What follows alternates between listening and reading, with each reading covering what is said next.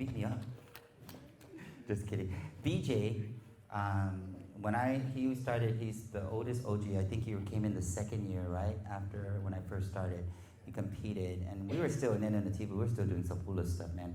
And when in 2004, when I called everybody up back to start Inet Nungefago, he was one that came back. And when he came back, he really just took control. Him and a few others took control of the HITA, or the young men, and they really had a mission and a passion to change the way CHamoru men were looked at when it came to dance. And he wanted it strong and fierce and powerful. And he was the one who actually suggested, can we go to Europe? And then we went, and he didn't go. So he's still, right, Dana? He claims that he is the inspiration behind the Europe trips. And but I'd like to have him speak a little bit about how it was during that time. Catching off guard. I first started in Sorry for bringing you guys up. 2002. Yeah. Back in 2002, 2003, and I remember walking into the classroom and I was like, oh gosh, I don't want to be here. I don't want to dance in the Saudi. I don't want to wear a grass skirt. I just don't want to look naked in front of people. And I came up with every single excuse just not to do it. I faked an ankle sprain for like a month. I said my coach for baseball wouldn't allow me to do it because of my games, but thankfully though I finally gained the courage, I guess, to try it out. My son Easton. But throughout the years, Reyes has really been like a father figure to a lot of us, especially a lot of us that are already grown on and have families of our own. This dance group gives me so many memories. I met my wife through this dance group.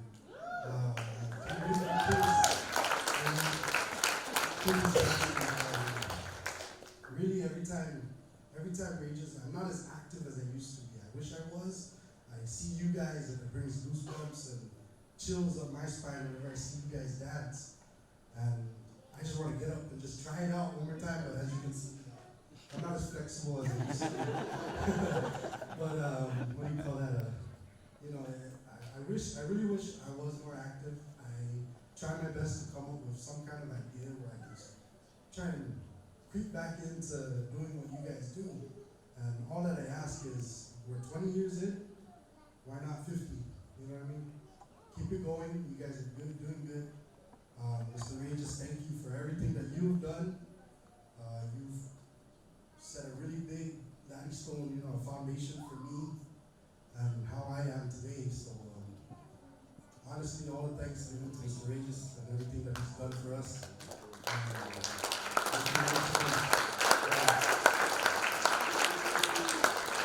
Okay, can I just have all of my guys just come up, if you don't mind, you guys just come up to the stage. Because I need these boys to see what shoulders you're sitting on. So come up, boys, come up. Ladies and gentlemen, the OG IG male. The girls are going to do a special number, so girls are like, Puna's already like, what about the girls again? So ladies and gentlemen, the founding fathers of Inet Nungefago, literally fathers.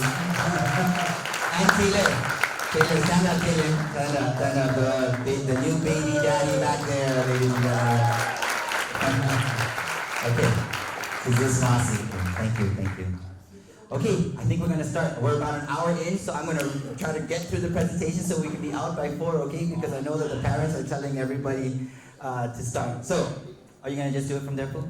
Okay, so today we're going to talk about a lot of things, but I'm glad that everyone did the testimony because it's very important that we hear the human elements. So, I call this presentation From Malolo to Martinique and Back, the journey of Inet Nungefago from our humble beginnings in providing a service for our Southern students and families and learning more about our culture to trailblazing innovation, creativity, and possibility both on island and throughout the world. This particular picture was taken in Rheims, France. We did this particular group when I don't know if we have some that went on this trip. This was our first year tour. We didn't know where we were going and what to expect. And so we went out there and with these particular group of students, we were able to start making an impact around the world. Okay, next one. The millennium, I started in 2000 after Sanctuary. I started teaching at Inarahan Middle School. Again, I didn't really know what I was really getting into. What I knew for sure is that I just had a desire to perpetuate our culture. And at this time, again, I was teaching social studies and I was teaching PE. And there was a section in PE that dealt with dance. And so when I created, so I asked these bunch of students who are probably all young men or older men now and women, and hey, let's compete in this Dinanya Minagov. I don't know what it is. So we did, and we ended up winning that first year. This was in collaboration with Nativo Dance Academy, now Benji Santiago.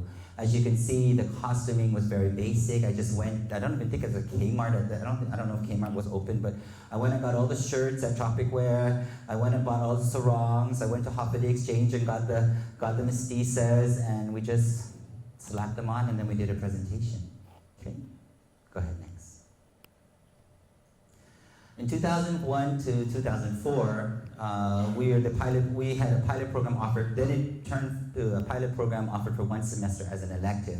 So remember in the beginning it was just a home-based class, so it was like 15 minutes, it wasn't really, or it was part of the dance class, PE class.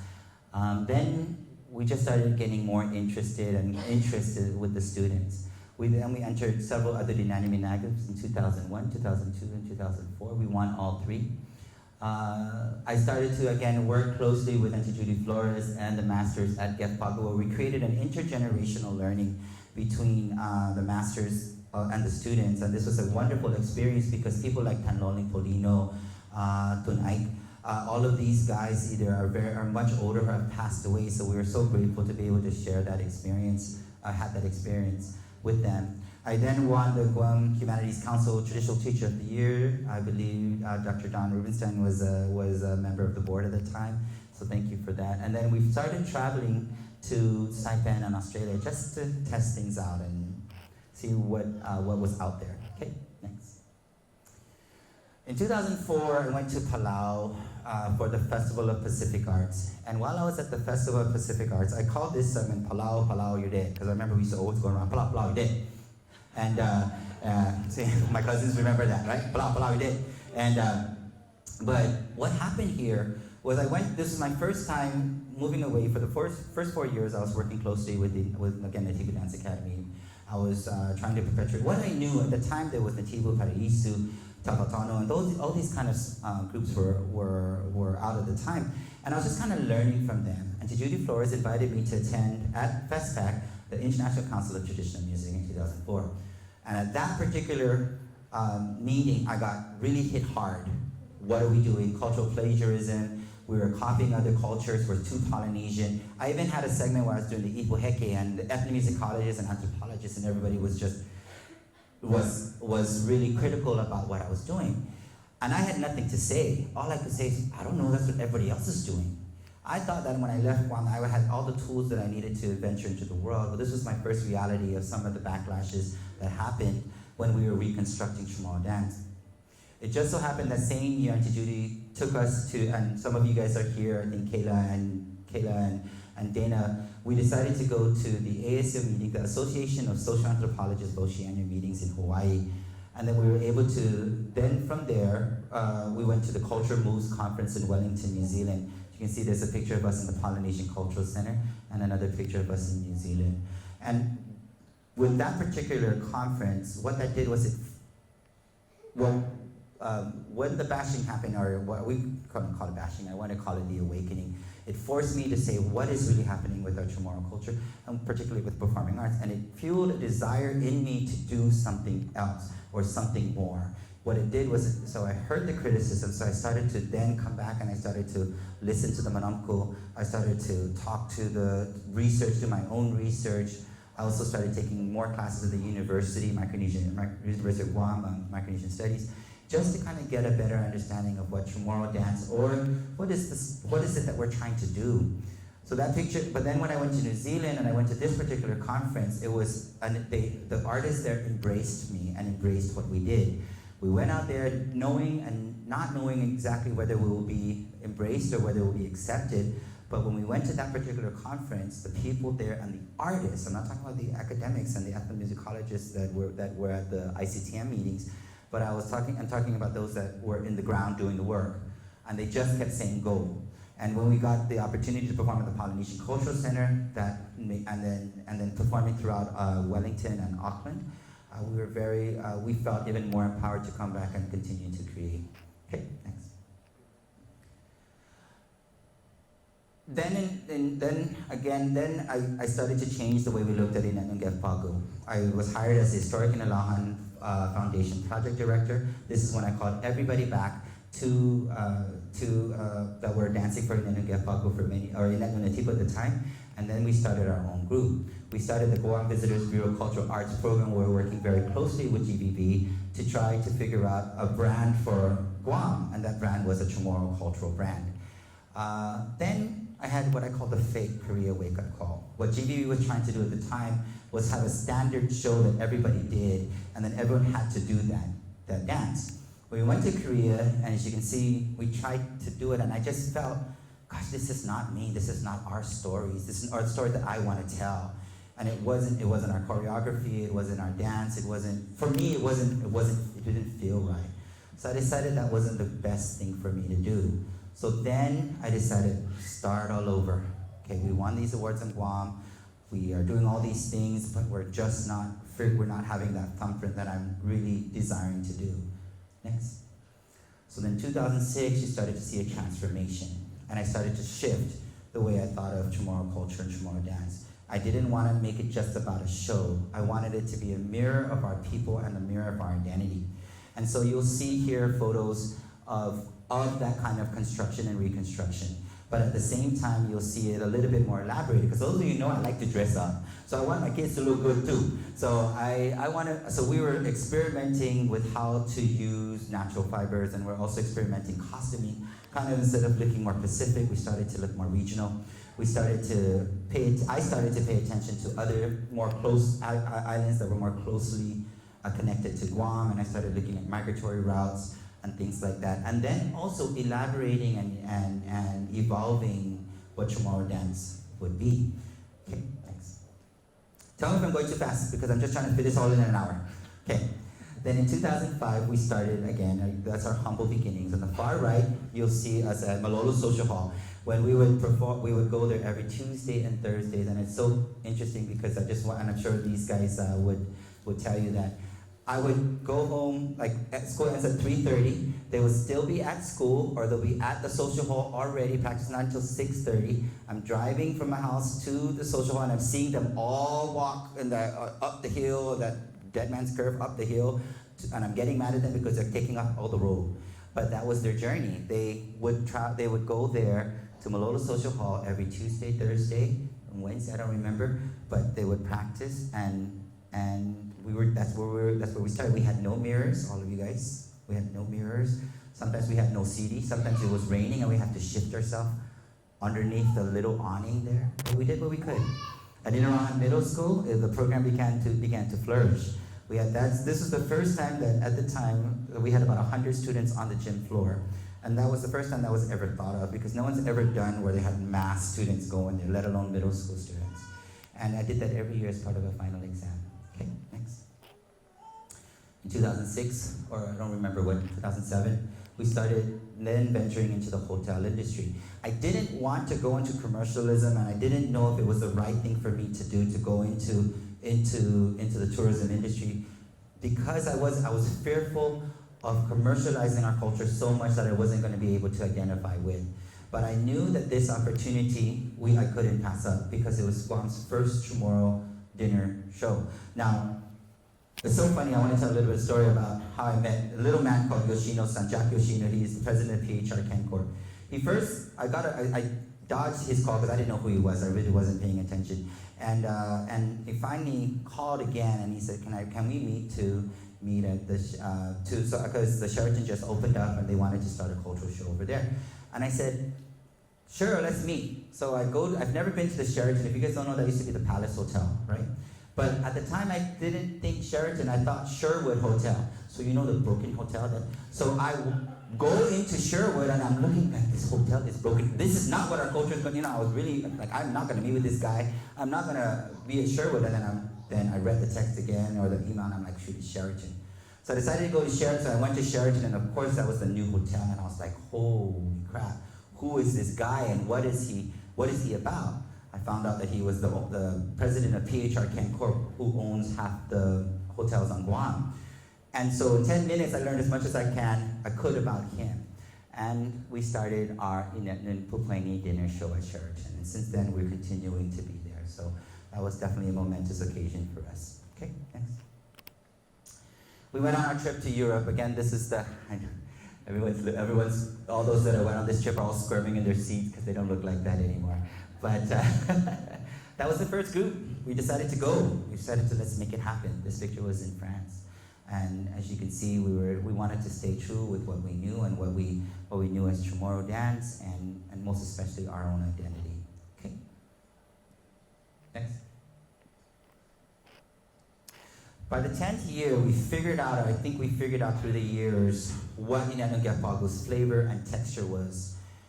By then, we decided, and this is what I talked about as a mirror of identity, was at this time, Pagat was a fresh topic. And there was the firing range that was happening, and nobody wanted to talk about it. And when I approached Miguel and Mike Buvakwa and Lola, and I said, let's create a play that's going to talk about those issues. Because not everybody wanted to talk about Pagat, and everyone was scared. And at the same time, everyone didn't know who they, like, had this kind of funk with Chamorro culture. We were like, are we Chamorro? I said funk. Just to let you know, but we were kind of in this space, like, why didn't we look like the Chamorro strength t-shirts? Where did we come from? What is this stuff? So there was this renaissance and this kind of feeling in the air that I felt about. And so we created this about our Chamorro culture. So we created this play called, at the time it was called Guahan Fanhasu Fanita Fanatsu. It was part of our 10-year anniversary. And so what we did was we wove in all the Chamorro, all our dances into a storyline that reflected the feelings and attitude that the people were going through at that time. So go ahead and play. This is the trailer that went out during that time.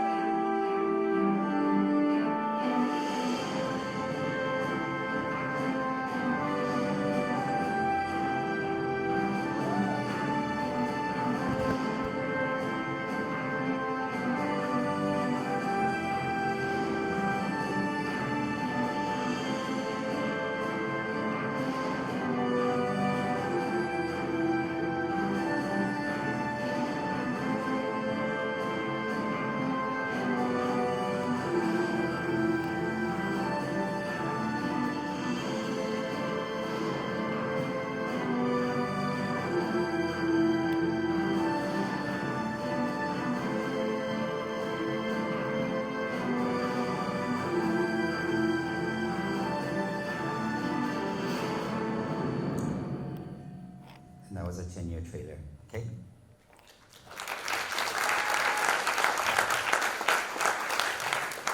By 2012, the Guam Educational Policy Board finally approved the middle school curriculum that I created.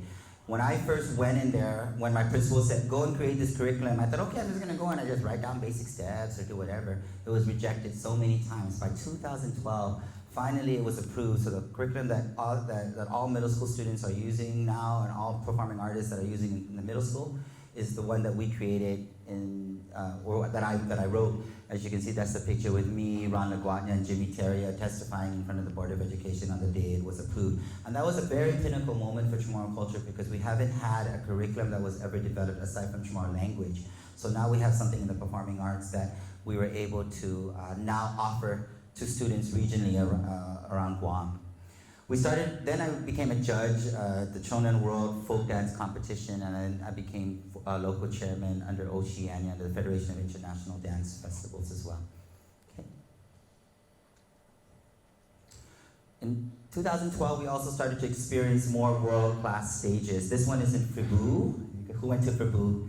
Aubrey. Who went to Cebu? Funa and Sharina. This is in Cebu, Switzerland. So I'm going to play this because what happened with this one was, I think we had to make a 15-second segment. And all these groups were doing all this great stuff. And we're like, what are we going to do for 15 seconds? And we created as we were moving up in the line. You guys remember we were trying to figure out what to do. Alex back there went, is that time you hit your head?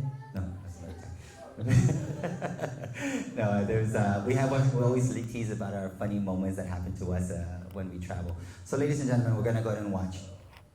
This was the Parade of Nations.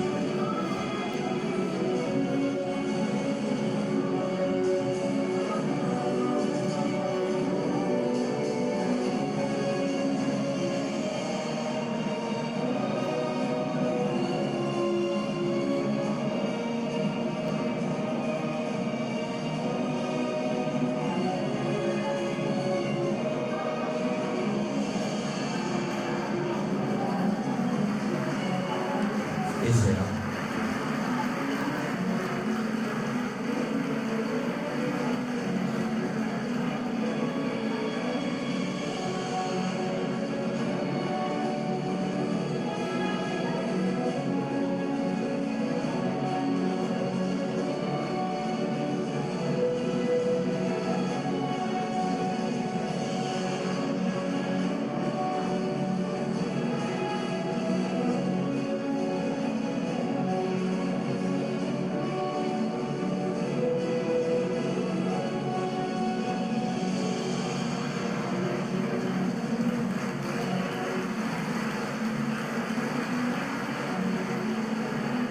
Taiwan.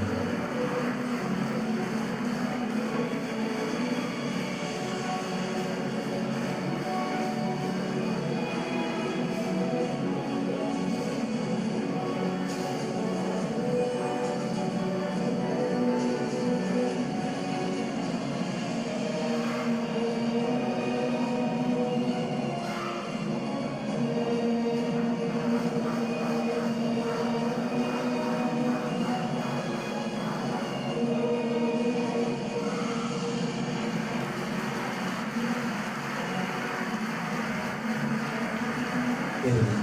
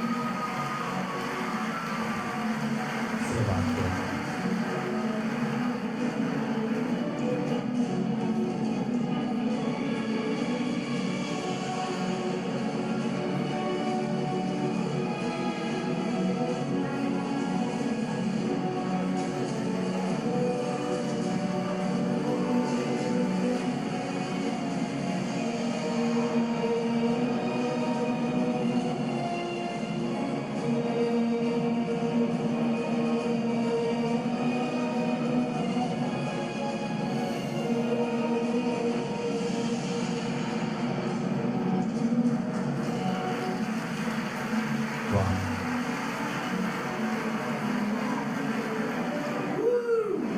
Let's go.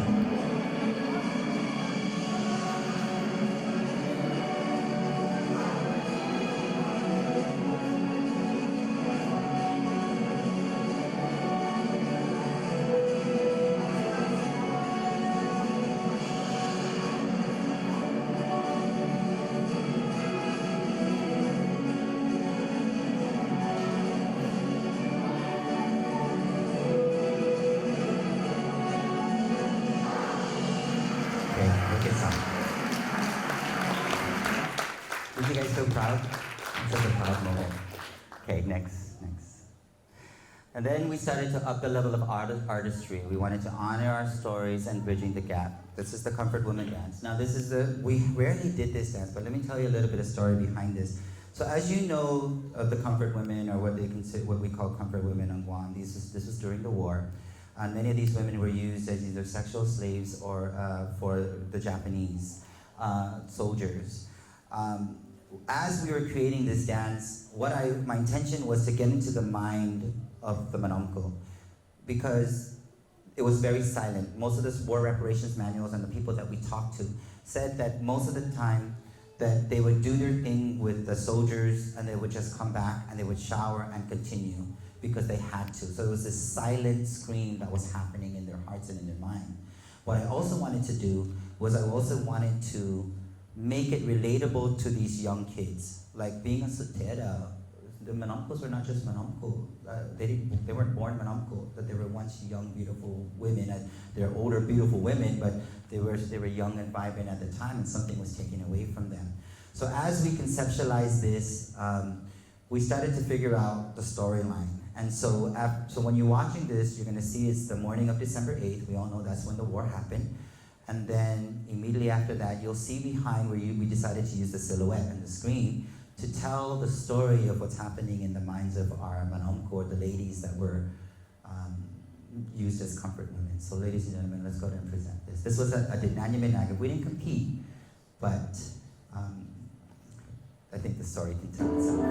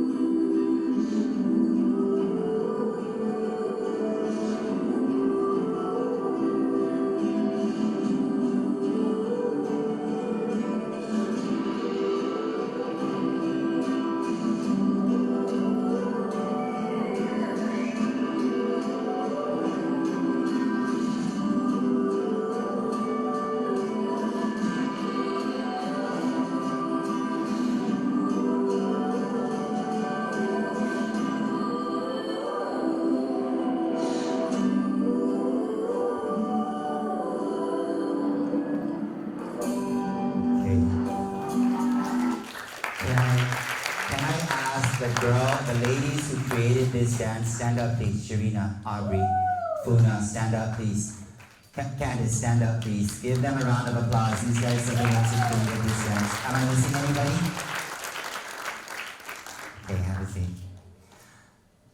I know that was very emotional, huh, you guys? That's a Taylor Swift song, by the way. But at the end, what was important to note was that the strength of the Chamorro culture and the strength of these women, the two things that every woman went through this said was their strength was in God and each other. And so that's what we wanted to portray. And that was our way of making stories about dramatic stories and stories like this relatable and reachable to our young kids today. Did you guys feel that? Okay. All right, moving on. So we went, because I think I only have like 30 more minutes. We went to the first Chamorro Festival in San Diego. We started to reach out to diaspora. We started with Chelu and with Sandy Uslander. We started an Uno Hit conference where we brought the diaspora together and we started to talk about Chamorro culture and how they're perpetuating it there. This is the Good Morning Arizona talk show where we are national syndicated TV and me talking at both the at Arizona State University and at the Sons and Daughters of Guam in San Diego. Next. 2014, we are now at Southern High School. We started now evolving and starting now to create programs at Southern High School where now we have a 3-year pocket academy where students are able to take 3 years of Chamorro dance, starting as a basic dancer, moving all the way up to school to work programs where we infiltrate them into the tourism industry. Many of them now are working at the Sheraton and at the Outrigger, making a little bit of money. Many of them are seniors and are moving on, and we're developing strengthening our relationship with the rest of the tourism industry on Guam to continue to filter students into the workforce. Okay, thanks. Southern's Got Talent. As I said, dance for me was never just about a presentation or performance. It was always about a reflection or a story that we must tell and an identity. So what happened during this time, we called it Southern's Got Talent, type in that was Southern High School Musical. What was happening was there was all these negative tweets that were happening around our kids. They were tweeting a lot of the fights, and it was the Southern High School students. And there was a group of students, I said, guys, we cannot fight against that, but what we can do is show the great stuff that we are doing. And so we decided to take the tweeting and all of that stuff and put it in a mock performance, and then we put it in front of them so that they can see what really they're doing. And then we had an island-wide wave where all the other schools, together with the Department of Education, the superintendent, we decided to let's relook at what Southern High, because people were thinking Southern High is just a bunch of animals, because all they were doing was tweeting and doing all this negative stuff. So this is our way. This was a performance we did, and I'm going to just show you a little bit of it. Go ahead. Why is Rosa sitting by herself? Girl, are you on a diet? What? Are you on a diet? No, why does it look like an alien? Nah, boo, but you were skulking around like you need a Snickers bar or something. I'm fine. Sure. Okay, so there's this boy I'm talking to.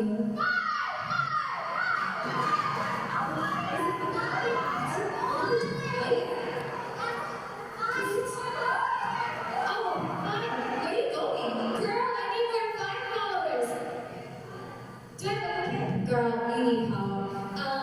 Oh, I need a boo. You know what they say about the virus, though. What? I don't know, but at least people talk about them. Girl, bye. Hi, Anna. Girls with butts like mine don't talk to boys with faces like yours.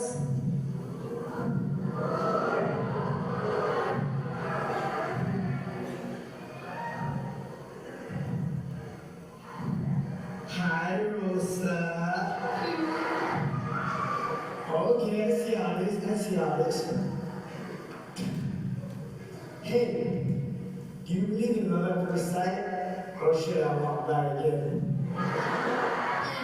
It's okay. Okay. Try this. Hey, are you a my big part, because I'm totally checking you out. Wow, so clever.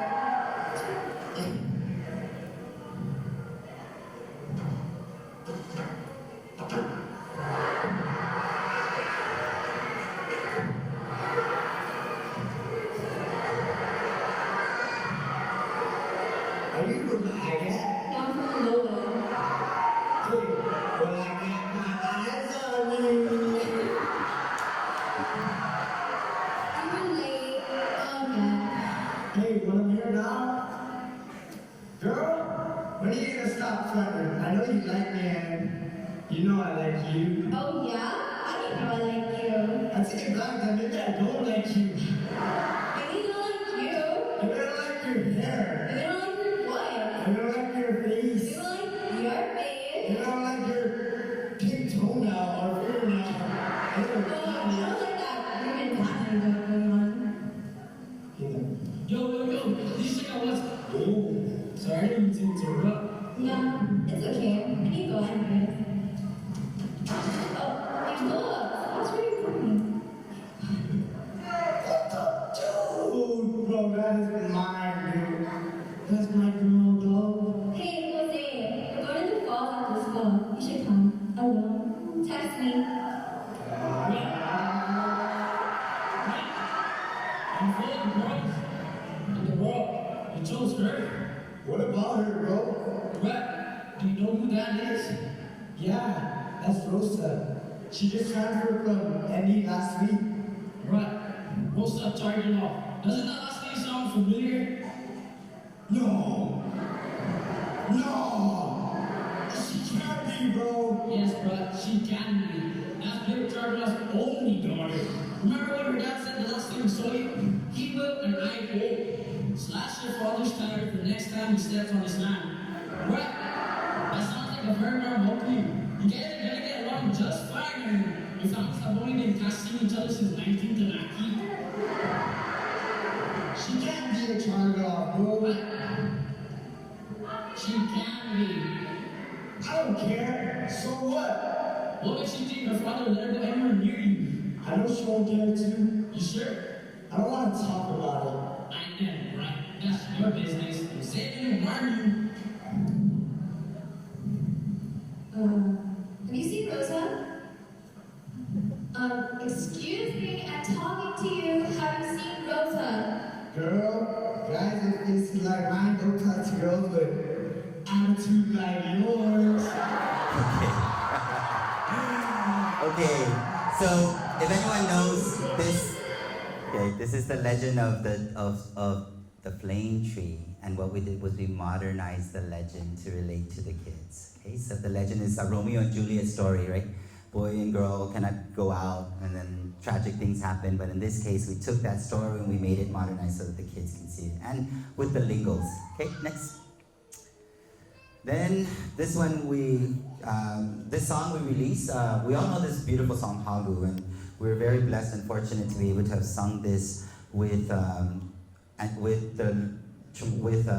Flora Bazaquan, the Queen of CHamoru music herself. And you know how hard it is to ask her to sing a song that's her song, that's her iconic song. I was really, really scared. But luckily she's from Alesso, and she likes what we do. So here is another interpretation of the Legend of the Flame Tree, and we were able to do this with Docomo Pacific.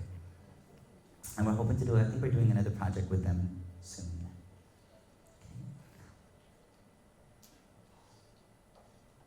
Okay. Oh, sound? Okay.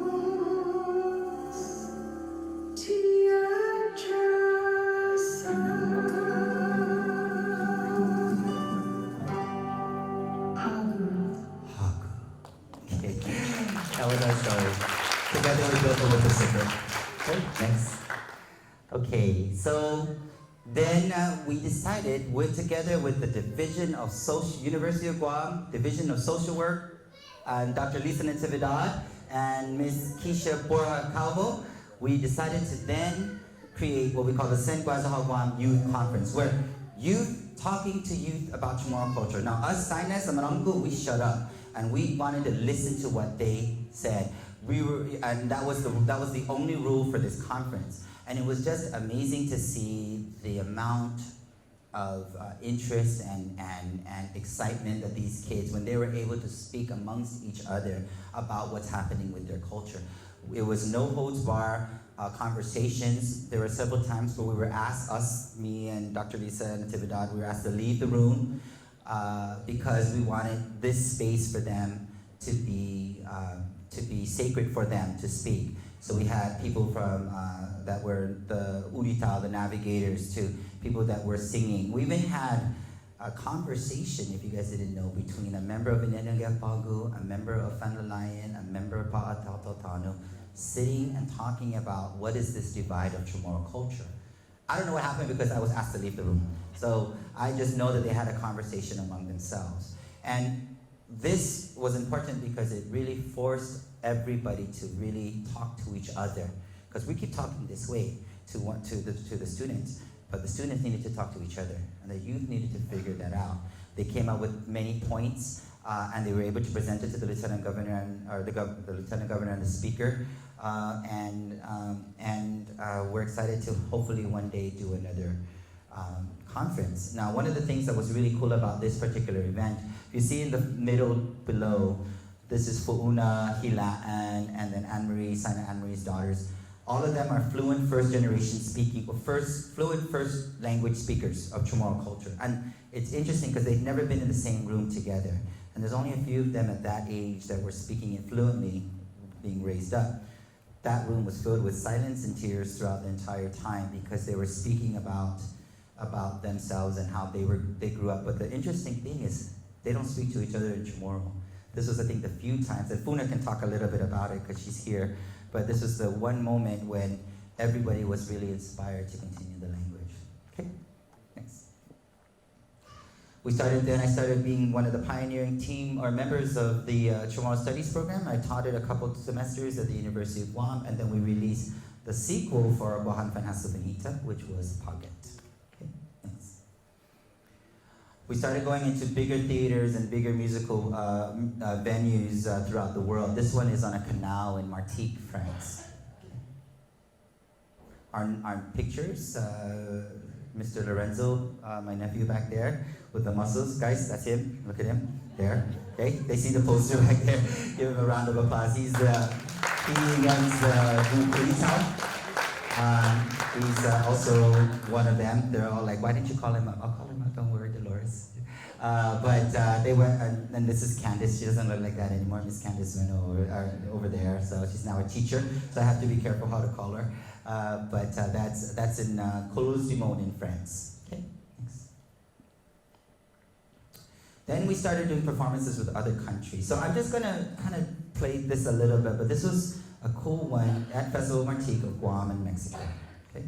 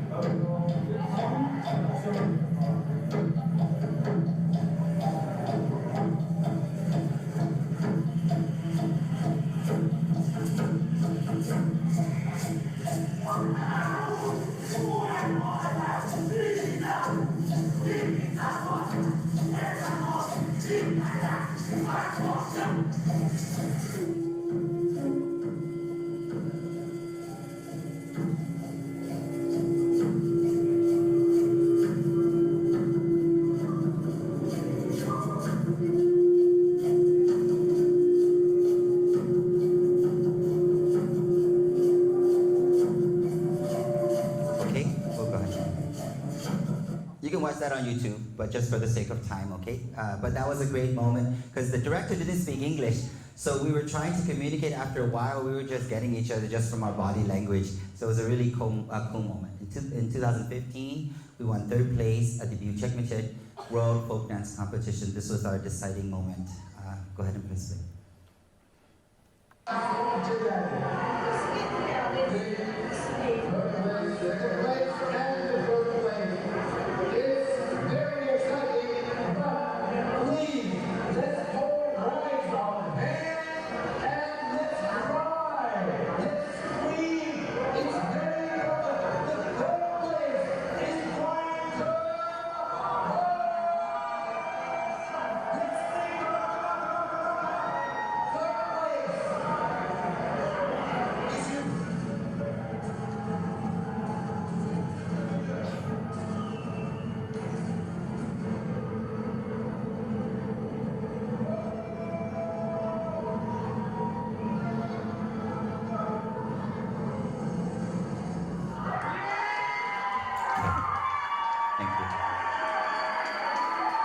Okay, so that was the exciting moment for Guam. And can you imagine that kind of opportunity? This is in Istanbul, Turkey. No one ever thought of going to Istanbul, Turkey.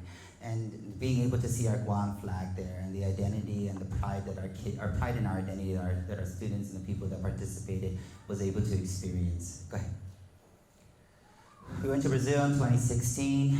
They're so funny because they thought that we were an Olympic team sometimes at the airport, so they gave us special privileges. We were going through the lines. I don't know if you guys remember. And like, okay, we'll take it. We're going to go through the lines. So, okay. And just recently, we got invited to the Royal Opera House of Muscat in Dubai.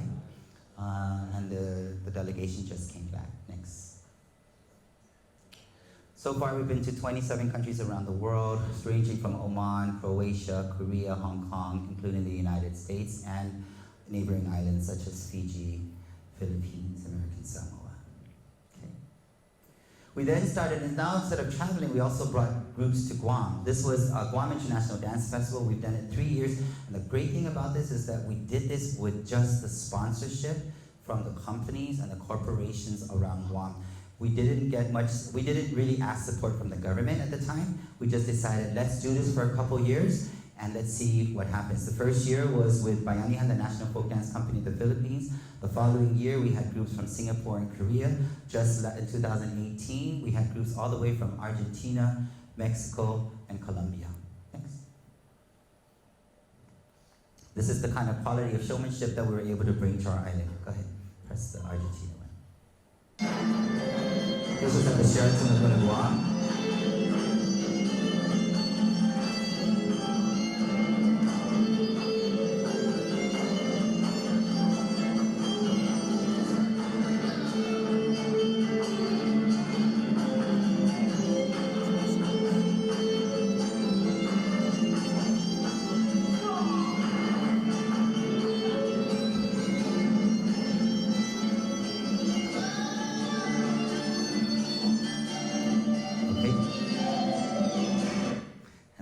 Is the Philippines, the Bayanihan, the National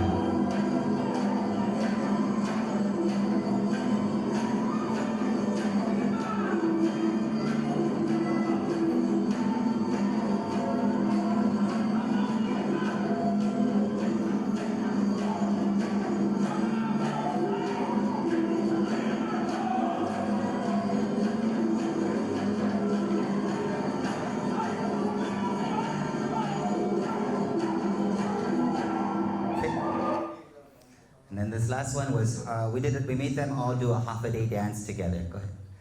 This was a group all the way from Finland, too. So, go ahead.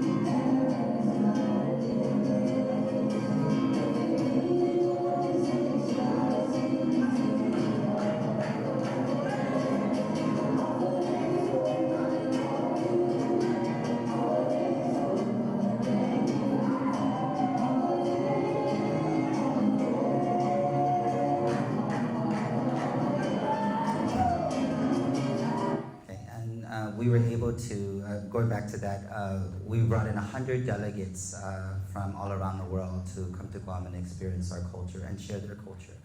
In 2016, we are now at the Outrigger Hotel. We do CHamoru Dance Experience every Friday, so if you want to take a look and watch. And it's 5:45 to 6 in the lobby. Okay. Some of the awards I received personally: DOE Employee of the Year, Mac Pro Award. That's the first DOE employee to receive that, and teacher. I received my Master of CHamoru Dance title in 2014. I became Oceania Chairperson of the Federation of International Dance Festivals, and I juried around the world. I was a judge around the world. I've been to about 14 countries just judging. Now, we're going to now shift the gears to now talk about what the reconstruction is like here on this island. And this is my own little, this is for the academics at heart, and these are the people that want to kind of understand how to create CHamoru dance. I just kind of lump them in my own way. It's not anything that's formal, but it is what we do.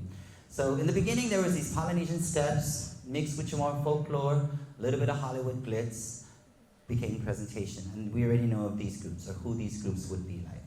In the 1980s, there was the Renaissance, or again, Frank Rabon, who came and started what I call the 1980s popular, which is research plus common Pacific movements, interpretation equals presentation. You have another group I call it traditionally styled. This is more like Mandalayan, research, regional movements and practices, interpretation, and presentation. And then I say me, kind of everything. Research, regional, Pacific interpretation, evolution, elaborated for contemporary audience equals presentation. Okay, thanks.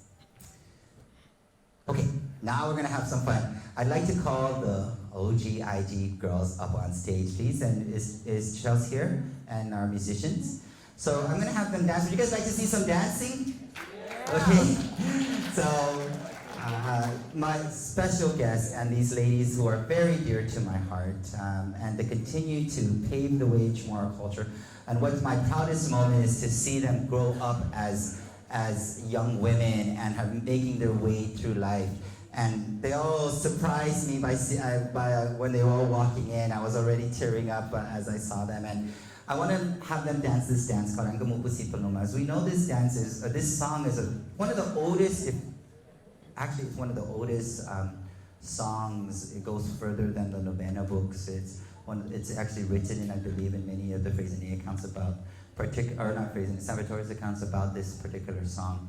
And so I'm going to have our beautiful ladies and Magahagats of Inetungef Pagu, all from the past 20 years or 10 years, to dance this dance. You guys ready? Accompanied by Chelsea and the other Magahagats, Chelsea and Kiana. There we go.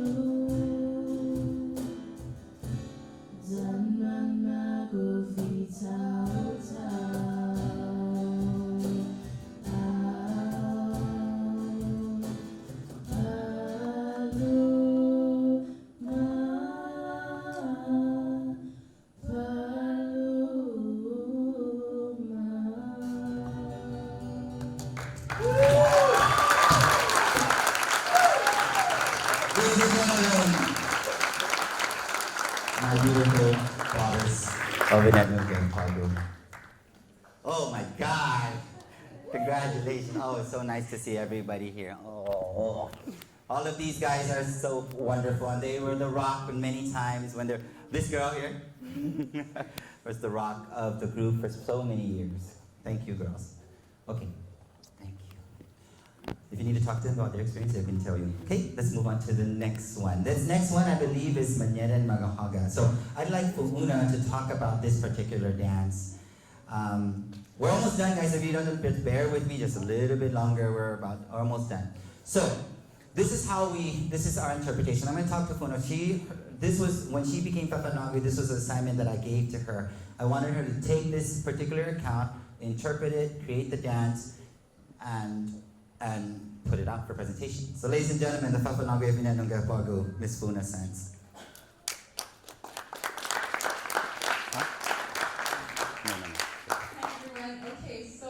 It's been like 20 years, so Mr. Reyes forgets the timeline. So this is actually what happened with this dance, and any dance or song that comes out of IG, it all has the same beginning, and that's Mr. Reyes made me do it. So in 2015, we always wanted to make a new dance all the time, and Mr. Reyes always says, okay, just do it then. But you know, we need his help sometimes. So with this dance, he told me to make a song. And I never wrote a song before or wrote anything really for IG. And I thought, and all the girls, we always wanted like a fierce girl dance. You know, all the girl dances out there are like soft and sensual and about flowers or delicate. So we wanted a dance that was cool, like the boys. And this is how it started. And it was even at Southern High School. We were just playing around, writing down random stuff, and this song came out. Actually, it wasn't even a song, it was just words, right? Because you don't get the music till later. So it was just words. I was like, okay, sir, we made this. Here, now what do we do? So he had to figure out how to do the music for it, and he taught me, or told us about the very, I'm like lost, but, so the very first notated chant is called Hosman Gofza. So I think, or I don't know, I might be wrong, but it was written like in the early 1800s. So this was the very first chant that had notes in it, like music notes. So Mr. Reyes wanted to use that for this song. So we got the help of Senor Joey Franquez. He teaches at UOG, and he transcribed the music for us, and then we applied it to this song. And that's what happened. So the tune for this song is based off a chant in the 1800s. So what you also see is, it says there that a group of 12, 13 women swayed their bodies in place, moving their hands in pleasing rhythm. In the right hand, they flourished some half moons, and in the left hand, they held little boxes of shells. So you'll see that the ladies will be using some sort of rattle or, on one hand, and they'll be making a half crescent moon on the other hand.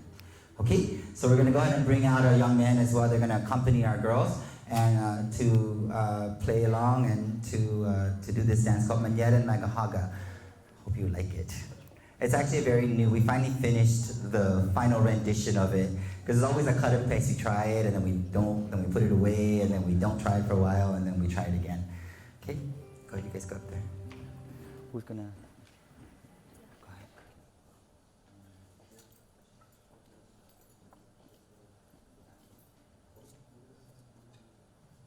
So the process that I do is, a lot of times I do a lot of collaboration with the kids. I ask them and we work together. And my goal is to not be performing anymore. So I'm gonna have them, well, you guys move out. Just a minute. Okay, there, right there. Okay, here we go. Sis, what do you have? All right. Okay, here we go.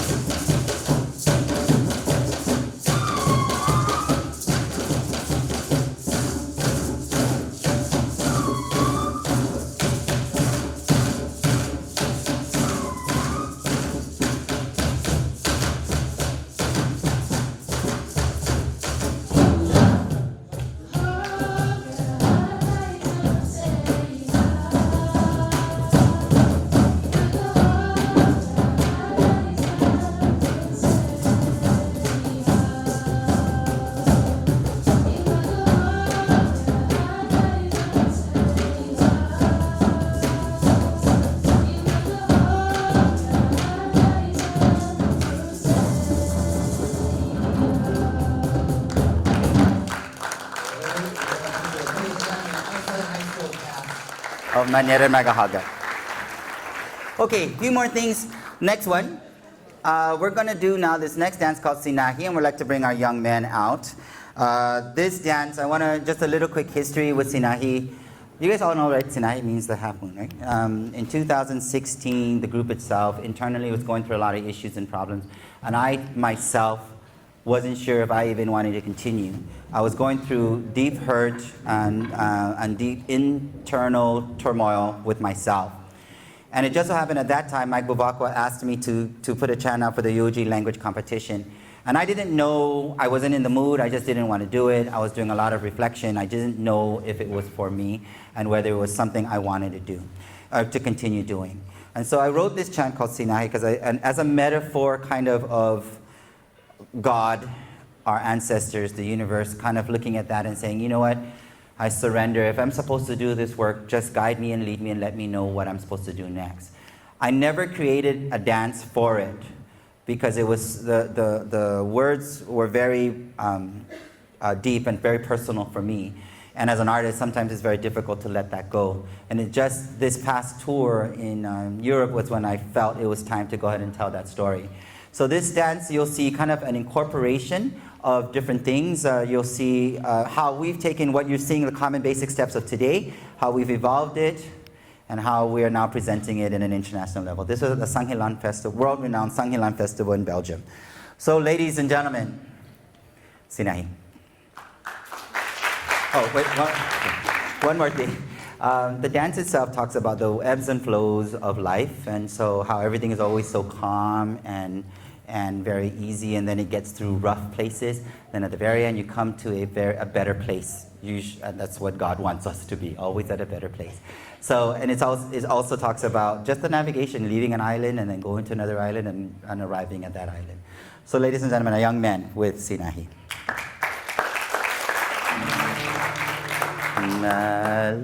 Malagna puti unsa sisa sanani ibagoku su unmonahi taloza ufa suila.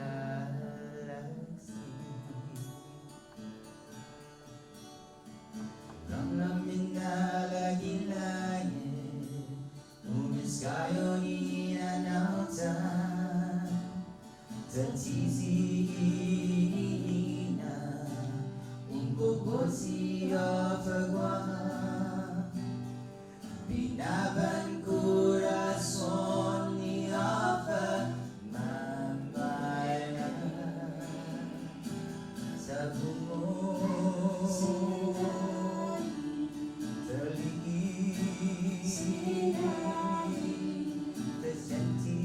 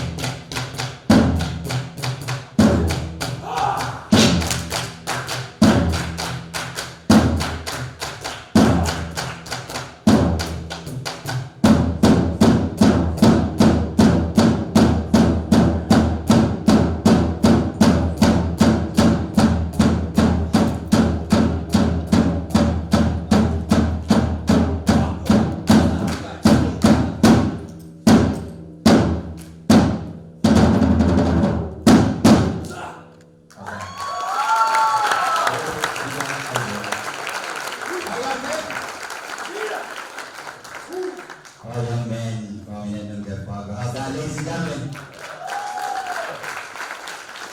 Okay. Why do I do this? Force the identity crisis. I want to stay current. I want our culture to stay current. I want our culture to stay relevant. And I want our culture to be reachable.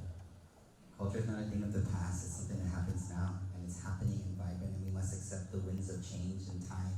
And we must continue to evolve. But there's a difference between leaving it behind and putting it in a museum and taking it with us.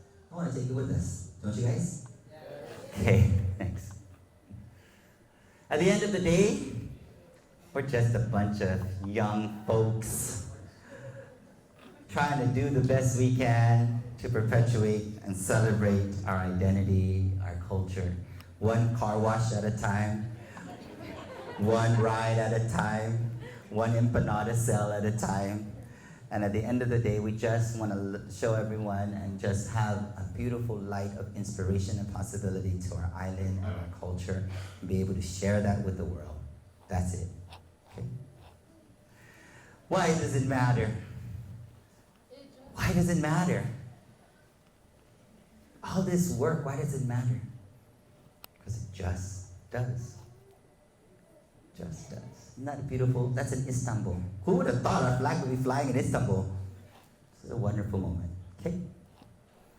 Last but not least, I'd like to do this Sengwai Zahaguan video. Kind of sums up. This song was written by Chosian. And,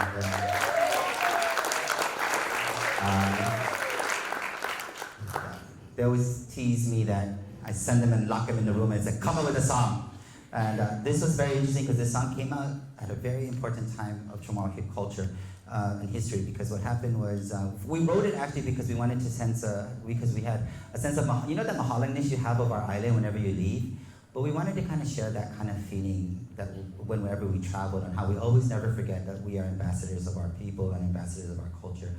This came out during the Dave Davis case, and this was when there was that crisis of whether or not the CHamoru only vote, were racist, whatever, unconstitutional, all that kind of stuff.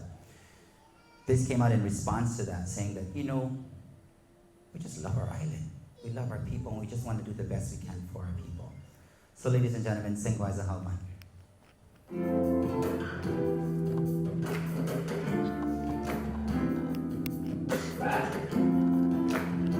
You go right into 3, 2, okay? Go away.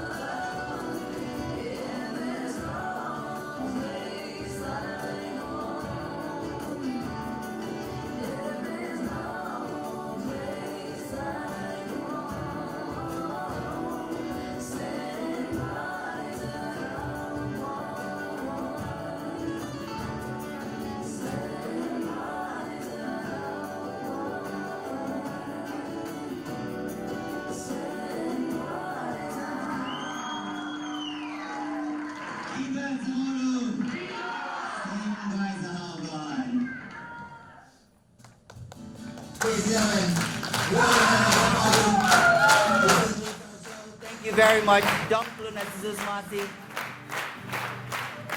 I'd like to call all the all Inanugapog who just come up with me and just be on stage with us. I'd love to have you on stage with me. Matt, Alex, Serena. Come on, everybody. This next dance is called Tini Tune, which means that our story is not over. Thank you again all for having us. Kayla.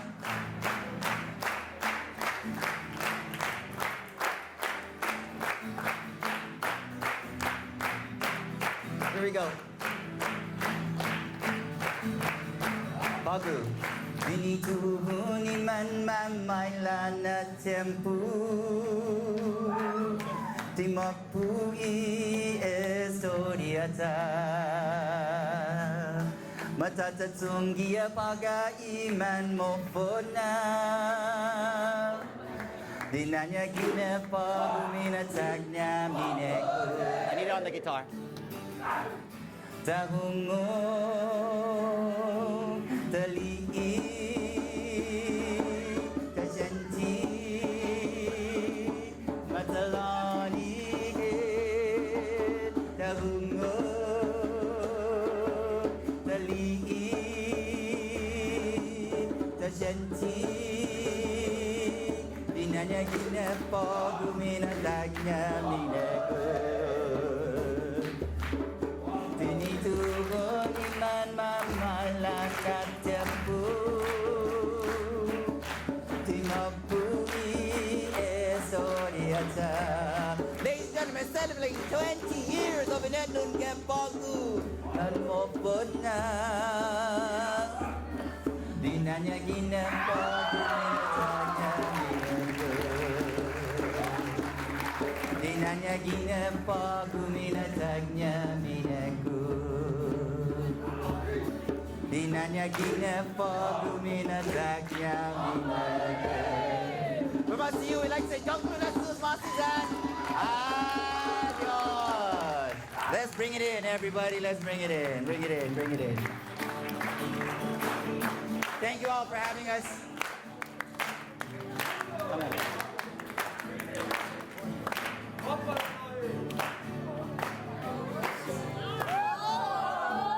Come in, everybody. We still do this thing every time before a show. This is what we do and this is what we say. Come on, we all know this. It was created and we still do it. Here we go. Come in, everybody. Oh my God, my heart is so full. Tutuin. Jesus, I trust in you. Jesus, I trust in you. Jesus, I trust in you. Who are we? Get Bagu! Who are we? Get Bagu! Who are we? Get Bagu! One breath. One breath. One mind. Congratulations, everybody. Don't be Adios. Can we take a picture? Everybody, let's take a picture. I know that we have probably people have some questions, and if you can, we can take after we take a picture because parents are waiting. So I gotta release them. So let's bring the HITA sign up. Guys, can you guys come in our picture too, please? Everybody, put the HITA sign up.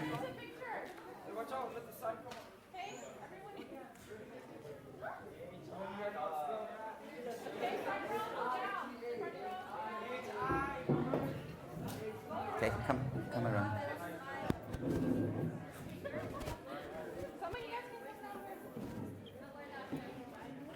Rents, come on. Or can you come on? Okay. Okay, come on, everybody. Come on, just fill in. Girls, come on. Oh my gosh, you guys, so happy to see everybody. Okay, come on. Come in, guys, come. Now, who has the camera? Now, who has the camera? Can someone take a picture and send it to me? Hold on. Let's bring it. Yeah. Okay, yeah. Do we need a student somewhere? Somewhere? Okay. Move in somewhere. Guys, I think we gotta move in. Move in this way. Guys, we gotta up. I think we gotta go up. Somewhere? Are we good? Can we fit? Whose camera? Okay, make sure you just send it to me. Okay, here we go. 1.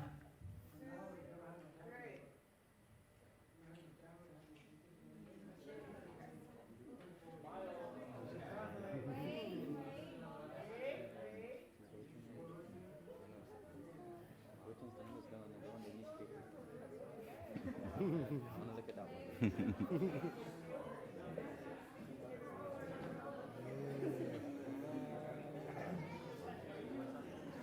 Okay, don't mas. Everybody have a great day.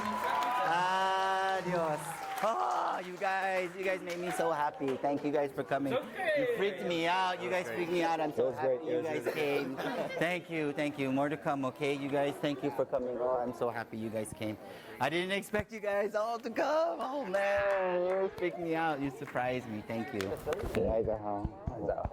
Thank you guys. Thank you. More to come. Love those pieces. Gosh, man, we need to take a picture of boys.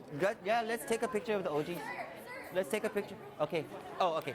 Let's take a picture with the OGs real quick, you guys. Oh, okay. Come, Kay.